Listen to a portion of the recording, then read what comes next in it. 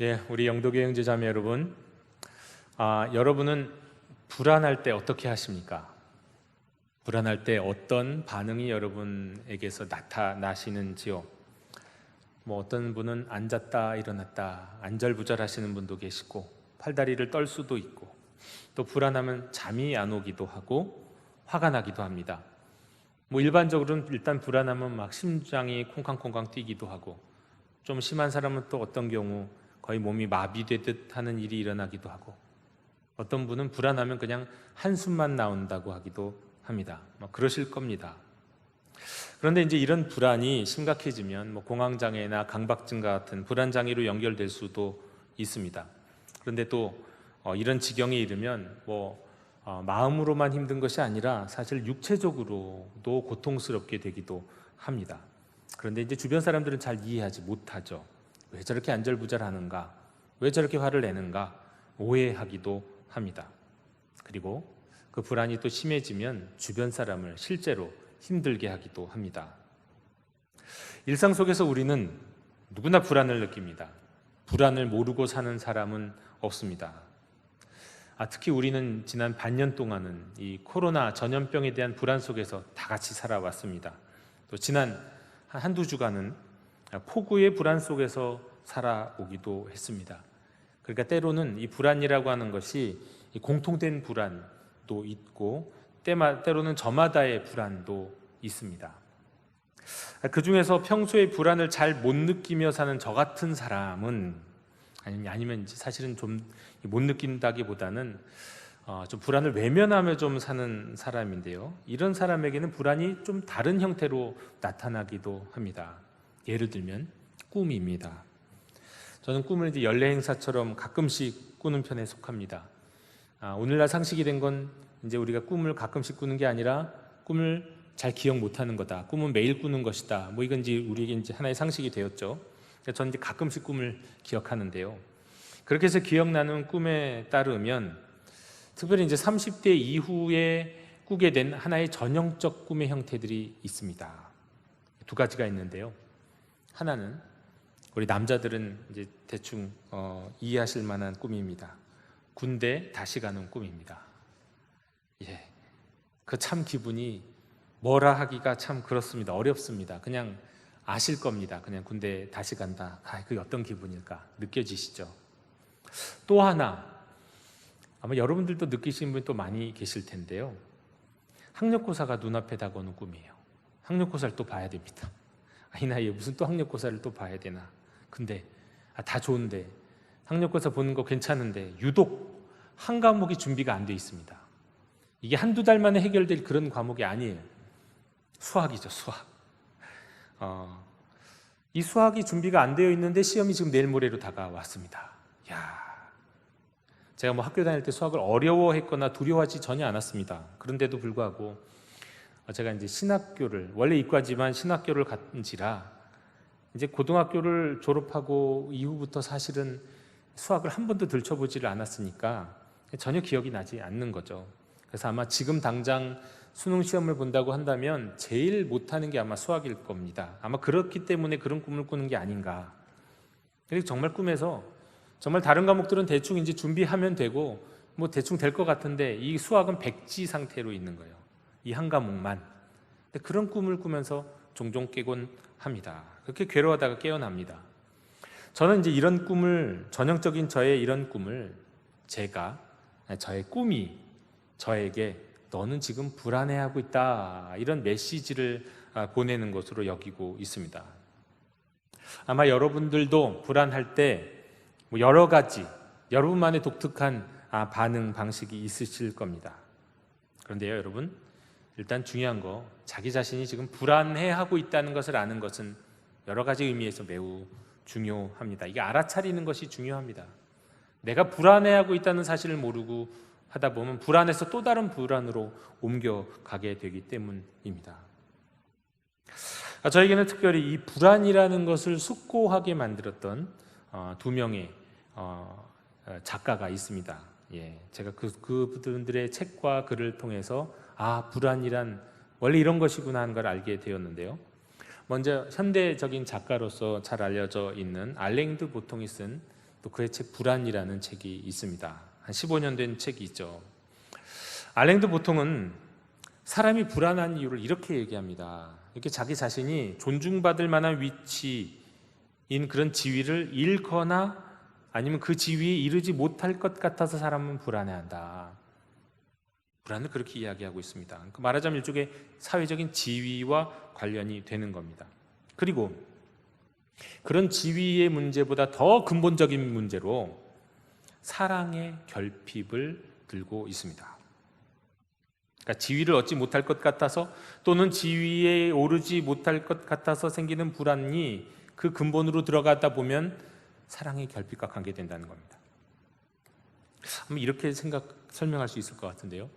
여러분, 인간은 누구나 다 다른 사람으로부터 사랑받고 인정받고 싶은 본능을 갖고 계시죠.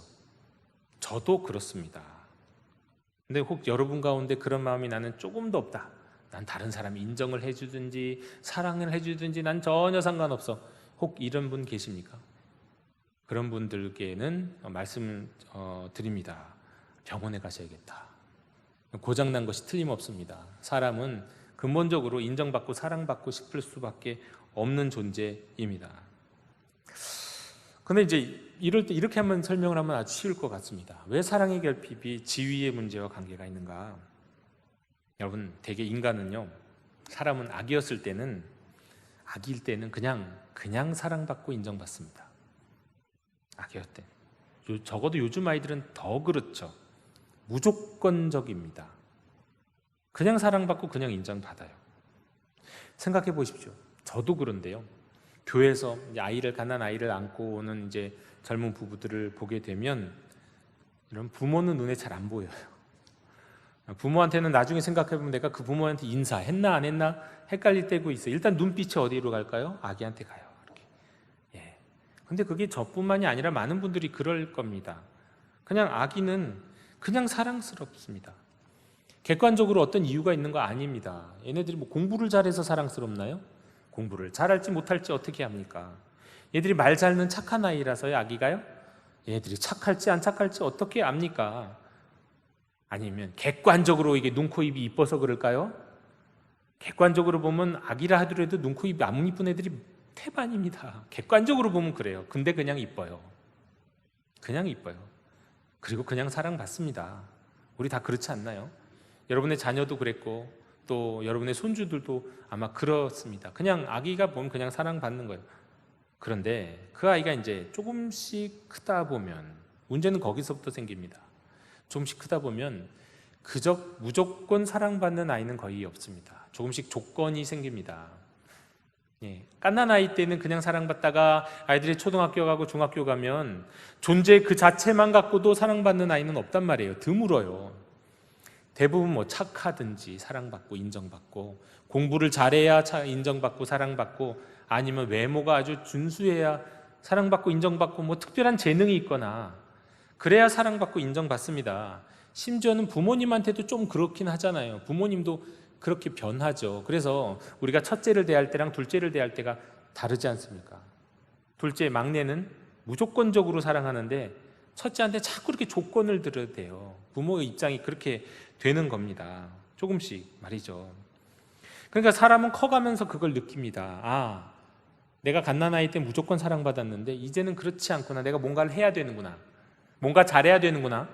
그리고 더 크면은 뭘 욕망하게 될까요? 아, 내가 어떤 지위에 이르러야 되는구나. 어떤 실력이 있어야 되는구나. 그것을 위해서 몸부림치게 되고, 또 그렇게 하지 못할까 봐, 아니면 그렇게 이미 이른 다른 사람을 보면서 우리는 불안을 느끼는 겁니다. 그게 이제 우리 자본주의를 살아가는 현대인의 불안이라고 알랭드 보통은 이야기하고 있습니다. 그래서 이런 이제 인간은 자라면서 누구나 이런 과정 속에서 자연스럽게 이 과정을 습득하고 행동하게 됩니다. 인정받는, 관심받는, 사랑받을 만한 지위와 위치에 어떻게 하면 올라갈 수 있을까 하고 말이죠. 그리고 노력하게 되죠.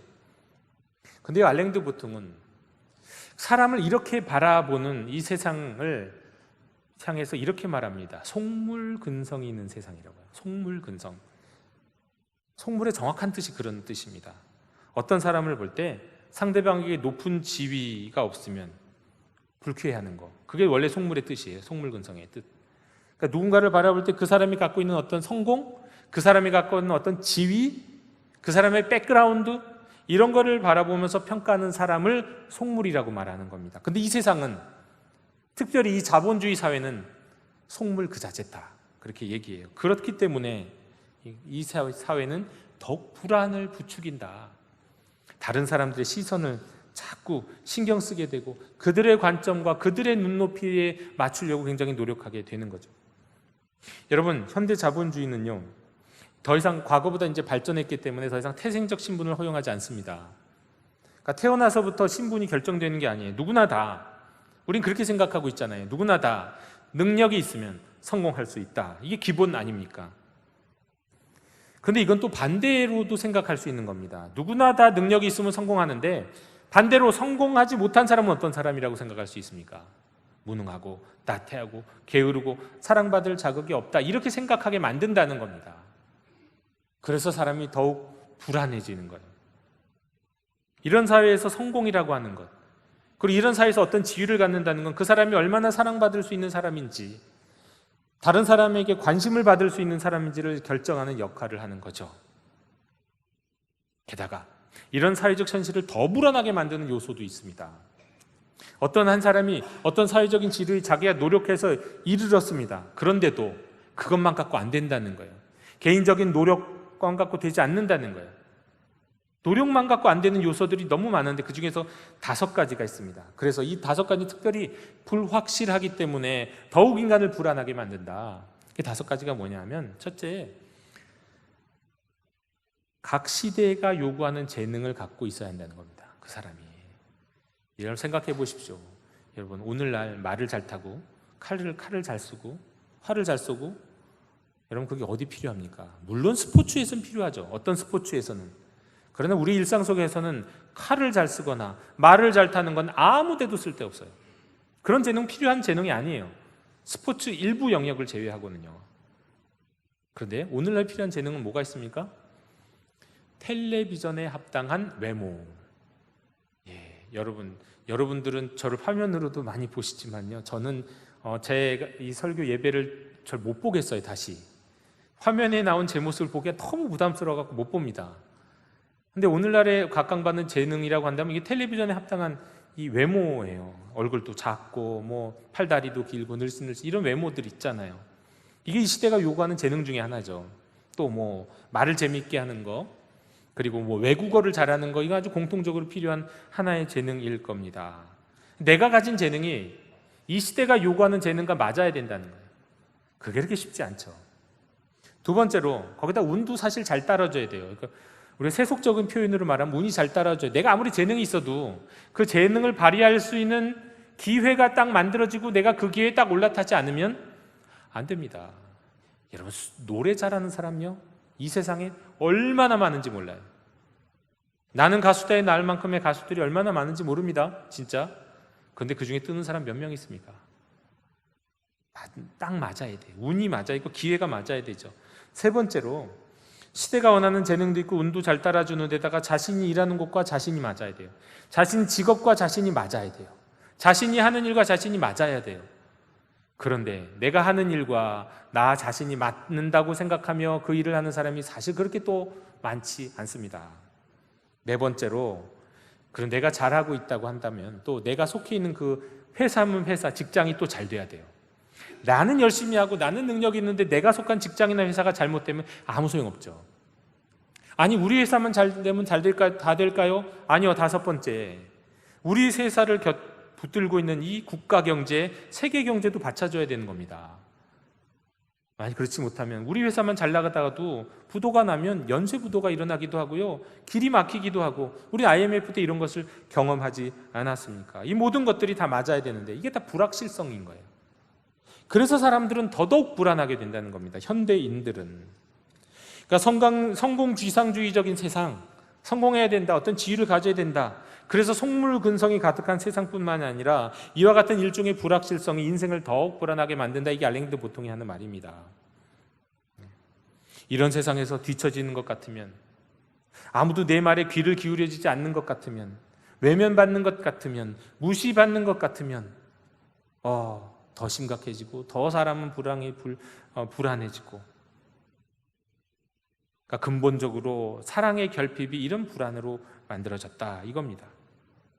알랭드 보통은 이렇게 자신의 정체성이 온통 타인의 반응과 판단에 좌우되는 사람이 되지 않는 것이 불안을 이기는 방법이라고 생각하면서 이제 그 몇 가지 이야기를 하는데요. 그 중에서 이제 제가 구체적으로 주목하게 된 불안을 해결하는 하나의 해결책 하나는 무엇이었냐면, 그가 말한 것입니다. 알랭드 보통은 이것을 언급합니다. 기독교 공동체요. 잘 모르겠어요. 그가 기독교인인지 제대로 된 신앙인인지는 저도 잘은 정확하게는 모르겠어요. 여하간 그는 원시적이고 이상적인 성경적인 기독교 공동체를 예로 듭니다. 그것이 이 불안을 해결하는, 불안 사회에서 그 불안을 해결하는 방법이라고요. 그냥 공동체가 아니라 지금 우리가 눈으로 보는 이런 모습으로서의 교회라기보다는 원래 이상적인 교회 말입니다. 왜냐하면 공동체, 그 교회 안에서는 조건적인 사랑보다 가정처럼 무조건적 사랑이 더 커요. 어떤 사람이 사랑받을 만한 위치가 있어서, 지위가 있어서 사랑을 주고받는 것이 공동체가 아닙니다. 공동체 안에서, 교회 안에서는 나 사람들한테 사랑받을 거야, 나 사람들한테 주목받을 거야 하고 발버둥 칠 이유가 없어요. 원래 교회에서는요, 재능이 없어도 되고 잘 되고 못 되고도 필요 없고 사실 운도 필요 없는 것이 교회 공동체입니다. 가족처럼, 진정한 가족처럼 말이죠. 어린아이와 같이, 어린아이들이 누구를 볼 때 어린아이들이 저분이 직업이 뭐야, 저분이 돈이 얼마나 많아, 이걸 본 어린아이가 있습니까? 아기가 있나요? 그냥 있는 그대로를 보는 것처럼, 그냥 사람으로 보는 것처럼, 내 앞에 내가 웃어줄 사람, 나를 향해 웃어주는 그냥 그 사람으로 보는 것처럼 그렇게 서로 바라보고 사랑하고 관심 갖고 배려받는 것이 진정한 교회이고 공동체입니다. 이런 교회 공동체는 직장이라든가 사회처럼 돼서는 안 됩니다. 사람을 능력으로 봐서도 안 되고 사랑하는 자녀와 부모에게 대하듯이 정말 서로가 서로를 조건 없이 사랑하는 것이 교회이어야 하는 거죠. 알랭드 보통은 이 교회 공동체를 하나의 해결책으로 제시합니다. 그런데 또 하나의 한 사람이 있습니다. 이 불안에 대해서, 정말 불안이라고 하는 이 단어를 서양사에 있어서 수면 밑에 있던 것을 끌어올렸던 한 사람입니다. 철학사에 있어서도 그렇죠. 이 사람은 유명한 신학자요, 문학가요, 철학가입니다. 저 이 사람 이름이 옛날부터 참 멋있더라고요. 괜히 멋있어요. 그 이름은 키에르케고르입니다. 이 사람은 이 불안에 대해서 단지 심리적인 수준, 우리가 생각하는 심리적 불안 그 수준만을 얘기하지 않아요. 그보다 더 깊은 차원, 인간, 인생, 실존적 차원의 불안을 이야기합니다. 이 키에르케고르에 의하면 불안은 어디서부터 시작되냐면요, 원죄로부터 시작합니다. 그가 생각하는 원죄는 이제 우리 정통적인 교리하고 살짝 다릅니다. 일단 그는 이렇게 생각합니다. 아담의 불순종 이후에 그 후대 인류에게 마치 유전되듯 인간에게 원죄가 전해졌다. 이런 것에서 다른 생각을 하고 있어요. 만약에 원죄가 유전되는 것이다라고 한다면 그건 인간이 각자가 가진 자유와 책임을 무시하는 것이다. 또 그렇게 되면 자유의 의지의 행동에 따라서 행동을 하고 죄를 지으면 책임을 지는, 인간은 그런 독립적 존재여야 하는데 그런 인간에 반한다는 거예요. 그러면서 심지어 이런 원죄에 대한 논리를 따라가다 보면 사실 아담이 지은 죄 때문에 우리가 죄인이다? 그럼 가만히 생각해보면 논리적으로 따르면 우리는 또 아무런 죄가 없는 거랍니다. 키에르케고르는 그렇게 이야기합니다. 일리가 있습니다. 그것이 우리의 정통적인 교리랑 조금 다르게 느껴지는 부분은 있지만요. 그러면서 키에르케고르는 원죄에 대해서 이렇게 얘기합니다. 인간 각자가 자신의 실존적 삶에서 처음으로 범하게 되는 죄가 원죄다. 본래 인간은 천진무구의 상태로 태어나서 죄의 상태로 이행을 하게 되는데, 이때 처음 짓는 죄에 전 인류가 보편적으로, 사실은 모든 사람이 단 한 명도 예외 없이 짓게 되는 그 죄가 원죄다. 그거예요. 이렇게 죄를 범하지는 않지만 죄를 범할 수 있는 그 가능성이 있는 천진무구의 상태에서 인간은 자신이 자유롭다는 사실 때문에 느끼는 것이 있는데 그게 불안이다 라고 얘기합니다. 불안, 자유 때문에 생기는 거라는 거예요. 결국은 그러면서 케이르케고르는 얘기하는 게 불안이란 자유의 현기증이라 그렇게 말합니다. 다시 말해서 죄와 죄가 아닌 것을 선택할 수 있는 자유의지가 불안을 만들어낸다. 그러므로 불안은 원죄 이전에도 있었던 거예요. 그러나 그 불안은 가능성이었죠. 그런데 이후에 우리가 알듯이 아담이 하나님의 낯을 피해서 숨었던 것과 같이 죄를 짓고 난 이후에는 그 불안이 극명하게 드러납니다. 하나님을 피할 만큼 불안했잖아요. 그렇게 생각해 보면 여러분, 불안은, 키에르케고르에 따른 불안은 꼭 부정적인 것만 아닙니다. 오히려 그 불안은 인간이 가진 나는 자유의지를 가진 자유로운 존재라는 것을 드러내는 겁니다. 나아가서 그 불안 가운데서 자신이 가진 그 자유를 올바르게 실행하면, 다시 말해서 그 내 자유를 갖고 하나님께 돌아가면 구원에 이르게 되는 계기가 된다는 거죠. 마틴 루터가 종교개혁을 이루기 전에 자신의 죄에 대한 불안감으로 인해서 그의 스승을 아주 귀찮게 했습니다. 맨날 가서 고해성사를 했거든요. 야, 제발 루터야, 오지 마라, 됐다. 그렇게 고해성사를 자주 하면서 그 자신의 죄 때문에 불안에 떨었는데, 그가 이제 로마의 성지 순례를 갔을 때요, 그래서 로마의 빌라도 총독의 집무실에 있던 계단이 로마에 있었습니다. 어떻게 로마에 빌라도 총독의 집무실 계단이 있나요? 당연히 그런 질문이 떠오르셔야 되지 않습니까? 예, 빌라도가 있었던 곳이 빌라도가 로마에도 있었나? 예루살렘에 있었던 거 아닌가? 그러니까 예루살렘에 있었던 빌라도의 집무실의 계단을 뜯어갖고 그대로 로마로 갖고 온 거예요. 그러니까 사람들은 생각하죠. 그것이 빌라도의 집무실 계단이지만 예수님도 그 빌라도를 만났던 그 순간 그 집무실 계단을 걸어 올라가셨다. 그래서 그 이후에 수많은 사람들이 그 빌라도의 집무실 계단이라고 하는 것을 무릎을 꿇고 기어 올라갔어요. 고해하듯이. 그런 것을 통해서 이제 순례를 했단 말이죠. 근데 루터는 자신의 죄악의 문제 때문에 고민하고 괴로워하다가 그 성지 순례를 가서 로마에 갔을 때 그 집무실 계단을 무릎으로 기어 올라갔는데 문득 뭔가가 깨달아졌습니다. 그러면서 마치 아르키메데스가 목욕탕에 들어가 갖고 물이 밀려나가는 것을 보면서 밀도의 원리를 발견하건 유레카 발견했다 하면서 길거리로 옷도 안 입고 뛰어나간 것처럼, 그때 이 루터는 로마서 1장 17절의 말씀, 복음에는 하나님의 의가 나타나서 믿음으로 믿음에 이르게 하나니 기록된 바 오직 의인은 믿음으로 말미암아 살리라, 이 말씀의 의미가 확 와닿으면서 내가 이렇게 불안해할 이유가 없구나, 내가 이런 노력과 이런 율법과 이런 고행으로 구원받는 것이 아니구나, 믿음으로 구원받는 것이구나, 이것을 깨닫게 되면서 무릎으로 고행하며 오르던 그 계단에서 기뻐서 뛰어내려갔다는 그런 전설이 있거든요. 전설입니다. 어디에도 근거는 없는데 전설처럼 전해져오는 이야기. 여러분, 이 불안, 이때 이 루터가 가졌던 불안은 사실 그의 구원을 만들어낸 거예요. 저도 그랬습니다. 제가 고등학교 때 교회를 다시 나오게 됐을 때 이유가 뭐였냐면 불안해서였어요. 죽음에 대한 불안이었고요, 내 삶의 문제에 대한 불안 때문에 그 불안을 해결할 방법이 어디 있을까? 내가 어렸을 때 평안했던, 내 마음 평안했던 교회, 하나님을 찬양하고 하나님의 말씀을 들으면서 내 마음이 그지극히 편안했던 그 교회를 가고 싶었던 거죠. 그러면서 하나님께 돌아오는 겁니다. 불안은 그런 긍정적인 일을 하기도 하는 겁니다. 키에르케고르는 말했습니다. 인간은 실존을 회복하기 위해서 불안을 제대로 배워야 한다. 다시 말해서 인간이 하나님의 형상을 회복하기 위해서는 불안을 일단 피할 수 없는 것임을 알아야 돼요. 그리고 그 불안을 긍정적으로 활용할 수 있다는 것도 깨달아야 합니다. 불안의 방향을 바꾸면 돼요.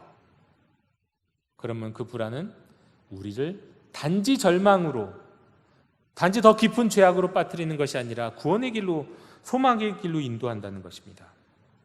2주 전에 제가 나누었던 시편 42편 기억하십니까?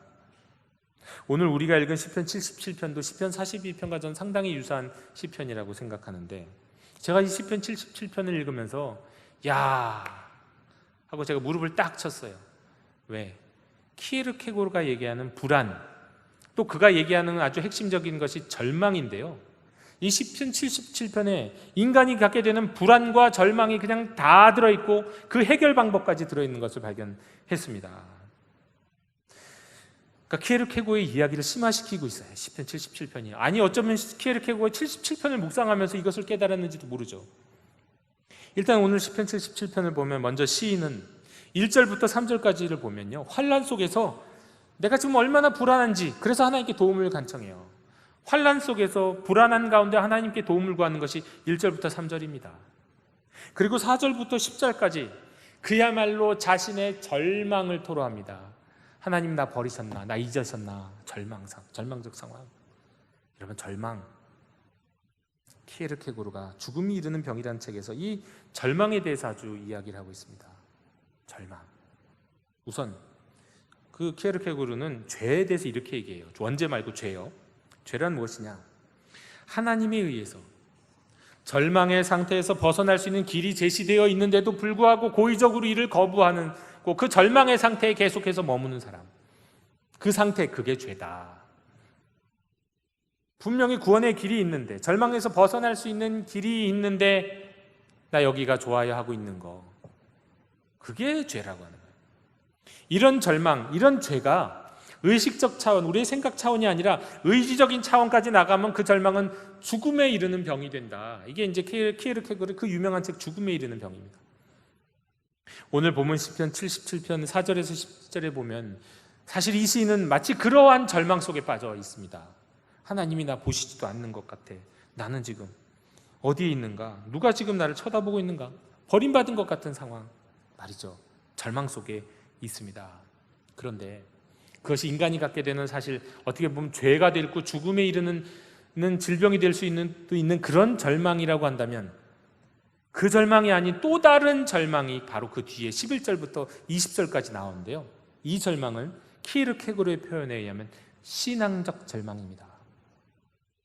11절에 보면 그는 그렇게 고백해요. 주께서 옛적에 행하신 기이한 일, 하나님이 하신 일을 기억하면서 그가 하셨던 것들을 생각하는데, 13절에 주의 도는 극히 거룩하시오니 하나님과 같이 위대하신 신이 누구오니까.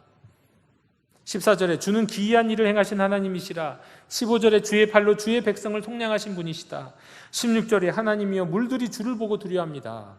그러면서 또 다른 절망을 경험하는데, 이 절망은 아까 있었던 그 앞에 있었던 버림받은 것 같고 나는 도저히 구원받을 것 같지 못하는 그런 절망이 아니라 신앙적 절망, 하나님과 나와의 결정적인 차이를 경험하는, 하나님은 하늘에 계시고 인간은 땅에 있는, 나는 정말 미약한 존재, 벌러지지도 못한 존재다. 그러나 그런 과정 속에서도 하나님은 하늘에 계시는 하나님이시다, 능력의 하나님이시다, 권능의 하나님이시다 하면서 하나님과의 현격한 차를 느끼는 그 절망이에요. 그런데 이 절망은 신앙적 절망이에요. 이 절망은 죽음에 이르는 병으로서의 절망이 아니고, 죄악에 빠져 있는 절망이 아니고, 오히려 그를 구원하는 절망입니다. 그래서 그 절망 속에서 하나님은 하늘에, 나는 땅에 거하는 그 영원한 차이를 절감하는 가운 속에서 오직 자신의 시선을 하나님께 돌리는 거예요. 내가 오직 자신의 근거를 하나님께 두는 거예요. 오직 하나님만을 갈망하고 하나님께만 소망이 있고 하나님께만 희망이 있다고 생각하고 하나님을 바라볼 때 그 인간적 절망은 신앙적 절망으로 바뀌면서 거기에서 구원과 소망, 용기와 힘을 얻게 된다. 이것이 시편 77편이요, 이것이 키에르케고르가 불안과 절망에 대해서 하는 이야기입니다. 영도교회 형제자매 여러분, 불안하십니까? 그렇습니다. 우리는 불안합니다. 우리는 근본적으로 불안한 존재예요. 물론 이 사회는 그 불안을 더욱더 부추기고 있습니다.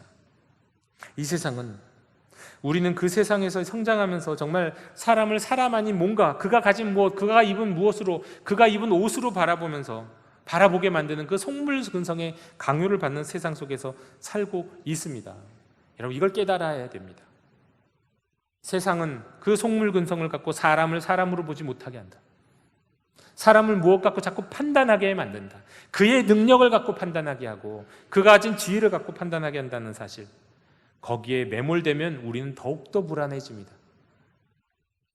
여러분, 우리가 이런 불안에 빠지고 살고 있다면 우리에겐 그 속물근성으로부터 자유할 수 있는 하나님의 관점, 성령의 역사가 필요한 것입니다.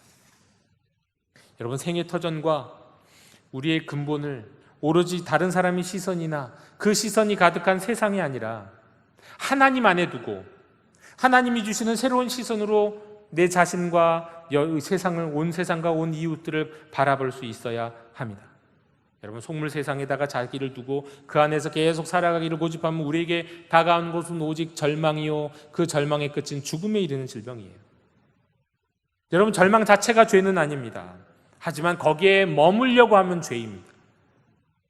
그러나 우리는 그런 과정 속에서도 성령의 역사를 통해 신앙적 절망을 통해서 그 가운데서도 하나님을 바라볼 수 있습니다. 그 과정 속에서도 하나님을 소망하게 될 수 있습니다. 그러면 하나님이 주시는 은혜와 능력으로 이길 수 있다는 말씀인 겁니다. 시편 42편, 또 그 뒤에 43편과 같이, 오늘 본문 77편과 같이 이런 성경 말씀, 하나님의 말씀은 불안과 절망 속에서 살고 있는 우리에게 그 방법을 가르쳐주고 계세요. 환난으로 인한, 또 속물적 세상으로 인한 불안과 그 불안이 심화되어 절망에 이른 이들에게 그 절망에서 소망으로 도약하는 길, 오직 하나님을 갈망하고 하나님께만 소망을 두라고 말씀하고 있습니다. 그때에 그 하늘 깊은 곳에서 우리가 바라보고 있는 그 하나님의 그 가슴, 그 하나님의 그 마음, 그 깊은 곳에서 우리에게 내려지는 주님의 은혜가 우리를 그 불안과 절망의 세상으로부터 구원하실 것입니다. 우리의 마음속에 절망이 사라지고 어느덧 소망이 움트게 될 것입니다. 불안과 절망을 오히려 하나님께 나아가는, 소망의 삶을 회복하는 은총의 도구로 삼으시고 그러한 하나님의 은혜 가운데 거하는 저와 여러분이 되시기를 주님의 이름으로 축원합니다. 아멘.